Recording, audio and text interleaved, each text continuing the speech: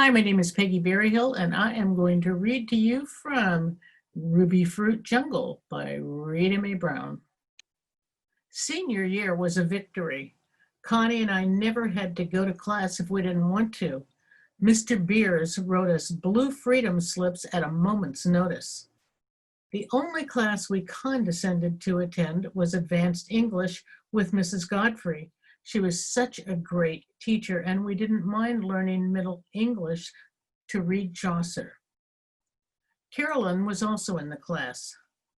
The three of us sat in the front row and fought it out for the highest grade. Carolyn was captain of the cheerleaders, and she usually showed up in the lunchroom in her uniform with blue tassels on her white boots. Connie and I scoffed at such a thing as cheerleading, but Carolyn was the social leader of the school because of it.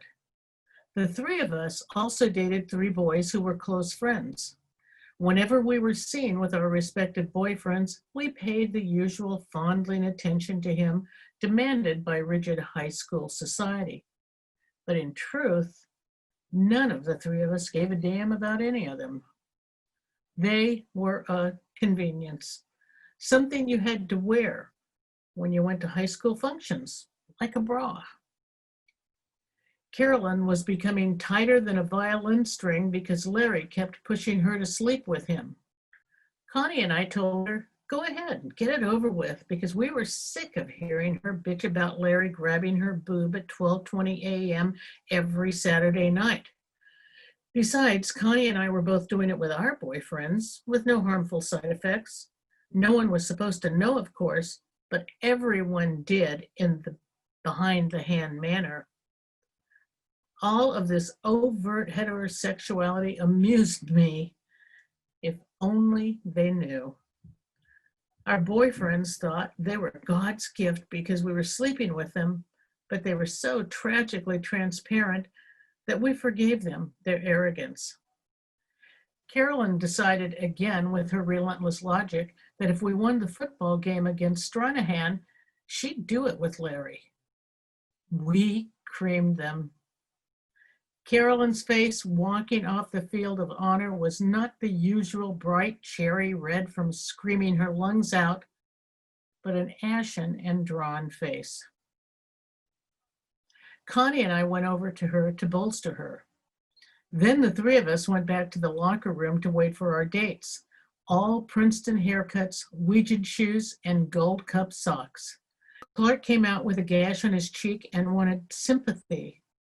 I told him he was a football hero, which he was, having made 2 touchdowns. Connie's Douglas lumbered out. Right tackles tend to grow large. And she told him he was a football hero. Larry stumbled coming out of the door. He was in such a rush to see Carolyn. She didn't have time to tell him he was a real football hero because he gave her a bone-crushing kiss, which was a rerun of an Errol Flynn movie, and picked her up bodily, placing her in his Stingray convertible. Carolyn nervously waved goodbye, and we all waved back. Then the 4 of us climbed into Doug's car and headed for Wolfie's for endless talk about this missed tackle and that fine block interspersed with bananas and hot fudge sundaes. The next morning, the phone rang around 9. It was Carolyn. I have to talk to you right now. Are you awake? I guess I am if I answered the phone. I'm coming right over and we can have breakfast at the Forum, okay? Okay. 15 minutes later, Carolyn arrived looking paler than usual. As I slid into the front seat of the car, I asked, how is Fort Lauderdale High's newest harlot? She grimaced. I'm all right, but I have to ask you some questions so I know I did it right. Over eggs that looked as though the chickens rejected them, she began, is it always such a mess? You know, when I stood up, all the stuff ran down my leg. Larry said it was sperm. It was so disgusting. disgusting. I nearly barfed. You get used to it. Yuck. And another thing, what am I supposed to do during all of this? Lie there? I mean, what do you really do? There they are on top of you, sweating and grunting, and it's not at all like I thought. Like I said, you get used to it. It isn't very mystical if that's what you were waiting for. I'm not an expert or anything, but different people are different. Larry may not be the hottest lay in the world, so don't base your judgment on his one performance. Anyway, they're supposed to get technically better as they grow older. We hit them at that awkward age, I guess. That's not what the medical book says. It says they reach their prime at 18 and we reach ours at 35. How's that for timing? It's all so ridiculous. You and Connie must think I'm a real spastic. No, you take it too seriously, that's all. Well, it is serious. No, it isn't. It's a big, dumb game, and it doesn't mean anything at all unless you get pregnant, of course. Then it means you're screwed. I'll try. Hey, you want to go out drinking Friday? Sure. What about Connie? She has to go to some journalism conference in Miami for the weekend. Okay, so it'll just be the two of us. Friday night, we went to the children's playground at Holiday Park. No one came there late at night, and the police patrols were too busy beating the bushes and their own meat to harass the playground. I didn't really like drinking, so I took a few swigs to make it look good. But Carolyn got blasted. She slid down the fireman's pole, played on the swings, and discarded various pieces of her clothing at each go-round. When she got down to her underwear, she made a beeline for the grounded blue jet and crawled into the open tail to the fuselage. She stayed in there making airplane sounds and showed no sign of giving up on her piloting. I crawled in after her. It was a tiny, narrow space, so I had to lie down next to her. Carolyn, maybe you should join the Air Force when you graduate. You got all the sound effects down pat. Whoosh! Then she leaned up on one elbow and asked in a coy voice, how does Clark kiss you? On the lips. Where else? What do you mean, how does he kiss me? What a dumb question. Want me to show you how Larry kisses? Without waiting for my sober answers, she grabbed me and laid the biggest kiss on my face since Leota B. Bisland. I doubt he kisses that way. She laughed and kissed me again. Carolyn, do you know what you're doing? Yes, I'm giving you kissing lessons. I'm very grateful, but we better stop. We better stop because one more kiss and you're going to get more than you bargained for, lady. Or maybe that is what you're bargaining for. Ha! She dropped another one on me, this time with her entire body pressed against mine. That did it. I ran my hands along her side, up to her breast, and returned her kiss with a vengeance. She encouraged this action and added a few novelties of her own, like nibbling my sensitive ears. By this time, I began to worry about being in the tail end of an old blue jet in the middle of a children's playground in Holiday Park. Carolyn had no such worries and threw off what was left of her clothing. Then she started taking off mine and tossed them up into the cockpit. If I was worried, I got over it.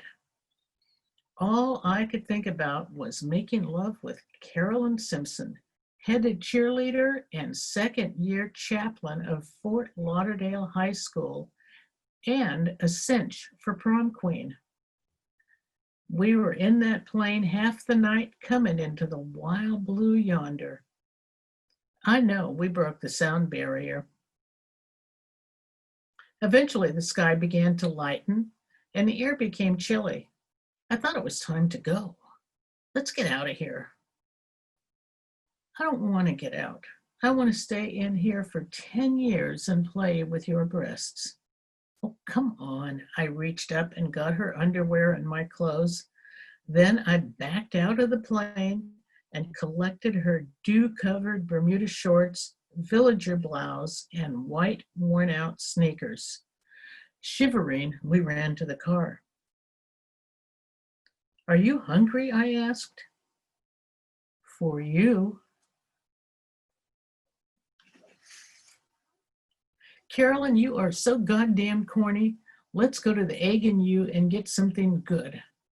I ordered 2 breakfasts for all the energy I burned up, and Carolyn had bacon and eggs. Molly, you won't tell, will you? I mean, we could really get in trouble. No, I'm not telling, but I hate lying. It seems pretty impossible that anyone would ask such a thing, so the coast is clear. I hate to lie too, but people will say we're lesbians. Aren't we? No, we just love each other, that's all. Lesbians look like men and are ugly. We're not like that. We don't look like men, but when women make love to each other, it's commonly called lesbianism, so you better learn not to cringe when you hear the word. Have you ever done that before? When I was in 6th grade, but that was about 7 centuries ago. Did you? At camp this summer. I thought I'd die from fright, but she was so terrific. This other counselor, I never thought of her as a lesbian, you know. We spent all our time together, and one night she kissed me, and we did it. I didn't stop to think about it at the time. It felt too good. Do you write to her? Sure. We'll try to go to the same college. Molly, do you think you can love more than one person at a time? I mean, I love you, and I love Susan. I guess so. I'm not jealous, if that's what you're after. Kinda. You want to know something else? It's a lot better than doing it with Larry. I mean, there's no comparison, you know? That I know. We laughed and ordered 2 hot fudge sundaes at 6 in the morning. Carolyn started waiting for me in the lunchroom and paying all kinds of attention to me. She forgot to pay attention to Larry or Connie. Larry didn't mind as long as he got his weekend fuck, but Connie was more sensitive. Because of it, I tried to spend more time with Connie, which made Carolyn mad. The times the 3 of us were together became more and more strained until I began to feel like a bone between 2 dogs. We were the witches for the English class's production of Macbeth. And during rehearsal, I tried to explain to Carolyn what I thought was happening and that she should cool it. She burst out with, "Are you sleeping with Connie?" Connie, who was sitting on the other side of a cardboard rock, popped her head over the top and said, "What?"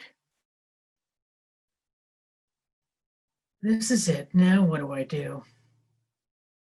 Carolyn, that's a stupid thing to say. No, I am not sleeping with Connie, but I do love her. She's my best friend, and you'd better get used to it. Carolyn began to cry. Connie looked at me in amazement, and I shrugged my shoulders. Molly, why would she think we're sleeping together? What's going on? Connie? Oh, what the flying fuck do I say now?